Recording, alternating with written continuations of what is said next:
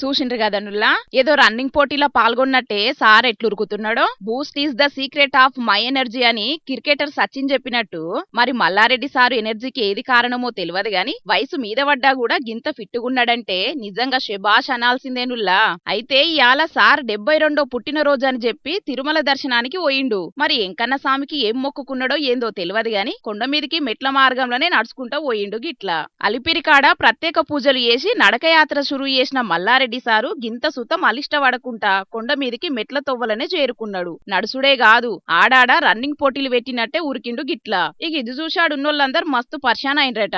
మోకాళ్ళ పర్వతం చేరుకున్నాక మోకాళ్ళ మీదనే మెట్లెక్కిండట. గిప్పటి జమానల 20 ఏండ్ల పడుసు పిల్లగాండ్లు సుతం 4 మెట్లెక్కాలంటేనే మస్తుగా ఆయాసపడుతుంటారు. గసొంటిది 72 ఏండ్ల వయసుల సుతం నడుచుకుంటా తిరుమల కొండ ఎక్కిండంటే నిజంగా శాన గ్రేటే అనవట్టిండ్రు గీ ముచ్చటెరకైన శాన మంది పబ్లిక్. ఇక గీ వీడియోలు సోషల్ మీడియాలో వైరల్ అయ్యే వరకు మల్లన్నతోని మామూలు ఉండదు మళ్ళా అనుకుంటా కామెంట్లు పెడుతున్నారు శాన మంది గైన ఫ్యాన్స్. కానీ మొత్తానికి ఏజ్ అనేది ఒక నెంబర్ మాత్రమే. ఏదన్నా సాధించాలంటే వయసు అనేది అడ్డు కాదని సార్ నడక యాత్రతోని మల్లోపారి నిరూపించిండు పోన్రి.